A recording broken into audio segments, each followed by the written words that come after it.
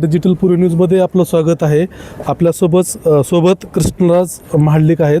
खरं तर VIT कॉलेजमध्ये ई समिट आहे. तरुणांनी व्यवसायामध्ये कसं यावं, कॉलेजमध्ये असतानाच, महाविद्यालयीन शिक्षणामध्ये असतानाच त्यांना उद्योगासाठी यशस्वी होण्यासाठी, उद्योगधंद्यामध्ये त्यांनी येण्यासाठी काय मार्गदर्शन करावं, त्याच्यामध्ये स्तुत्य असा उपक्रम VIT कॉलेजने केला आहे. सर, आपण आज इथं प्रमुख पाहुणे म्हणून आलेला आहात. नेमकं आपण विद्यार्थ्यांना काय मार्गदर्शन केलं? मला सर्वप्रथम VIT कॉलेज, त्यांची संपूर्ण फॅकल्टी यांचे खूप मनापासून मी अभिनंदन करतो. कारण युवकांना, युवतींना ह्या एवढ्या यंग एजमध्ये असे प्लॅटफॉर्म्स उभं करणं हे अतिशय गरजेचं आहे. आज तुम्ही जर सगळे टेक जायंट्स बघितला, आज फेसबुकसारखा एक ॲप्लिकेशन जो संपूर्ण जगामध्ये सगळ्यात मोठा एक सोशल मीडियाचा ॲप्लिकेशन बनलेला आहे, ह्याची सुरुवातसुद्धा कॉलेजच्या एका युवकांनी केली होती. त्यामुळे अशाच गोष्टी ई समिटच्या माध्यमातून ऑन्ट्रप्रिनरशिपला प्रमोट करण्यासाठी सर्व कॉलेजेसनी घ्यावं. आणि त्याचबरोबर युवकांना फक्त आयडियाज नाही, फक्त क्रिएटिव्ह आयडियाज नाही, परंतु एक प्लॅटफॉर्म ज्यामध्ये ते स्वतःला प्रेझेंट करू शकतील.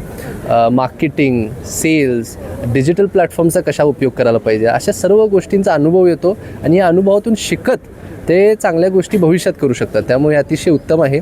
आणि मलासुद्धा आज सर्वच स्टुडंट्सवर इंटरॅक्ट करायलासुद्धा फार खूप चांगलं वाटलं. सर, आपण जर बघितलं तर आपण सोशल मीडियामध्ये खूप ॲक्टिव्ह असता. तसंच आपल्या आता एक राजकीय इनिंग देखील सुरू झालेली आहे. त्याविषयी आपण नेमकं काय सांगता? अगदी मी माझ्या भाषणात सुद्धा उल्लेख केला की भारतीय जनता पार्टी युवा मोर्चाचं संघटन हे असं संघटन आहे जे फक्त राजकारणाशी निगडीत नाही आहे. यामध्ये युवकांनी त्यांच्या कुठल्याही समस्यांवरती, कुठल्याही प्रश्नांवरती काम करण्याची एक संधी आहे. आणि मी नेहमी म्हणत राहिलो आहे की हे पदाचा वापर मी पुरेपूर युवकांच्या समस्या सोडवण्यासाठी करणार.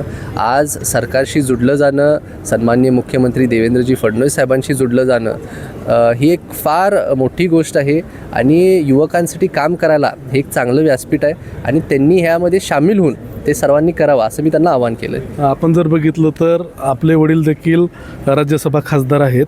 नेमकं त्यांचं राजकारणामध्ये आपल्याला मार्गदर्शन लाभतं का? अगदी म्हणजे आमच्या वडिलांमुळं अनेक गोष्टी, म्हणजे राजकारण तर फार उशिरा आलं.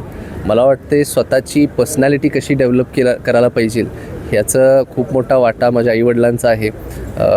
कष्ट करणे, डिसिप्लिन असणं, ह्या सर्व गोष्टी, हे सगळं क्वालिटीज मला वाटते माझ्या परिवारामुळं माझ्यामध्ये आलेले आहेत. आणि त्यांनी जे फाउंडेशन आमच्यासाठी बिल्ड केलं आहे त्याच्यावरती आम्ही ह्या सर्व क्षेत्रांमध्ये काम करून यशस्वीपणे होण्याचं सर्व कामं याचा प्रयत्न करत राहतो. आपण जर बघितलं तर आपला एक खाजगी विषयसुद्धा खूप चर्चेत असतो की आपण कधी बाहुल्यावर चढणार, हा एक ट्रेनिंगचा विषय असतो. आणि त्याचे अनेक मजेदार किस्से देखील आपल्या कुटुंबातनं किंवा सोशल मीडियावरती व्हायरल होत असतात. तर नेमकं आपण महाराष्ट्राला कधी नेमकी आनंदाची बातमी देणार?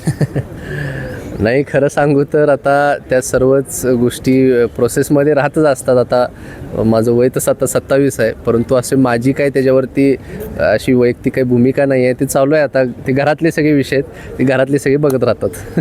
आपण जर बघितलं तर हे कृष्णराज महाडलिक होते. खरं तर महाराष्ट्राच्या राजकारणामध्ये एक हे उगवतं असं युवा नेतृत्व आहे. अर्थातच त्यांच्या कुटुंबाला देखील मोठ्या राजकारणाचा वारसा लाभलेला आहे. आज VIT कॉलेजमध्ये युवकांना, महाविद्यालयीन युवकांना मार्गदर्शन करण्यासाठी खास ते उपस्थित होते.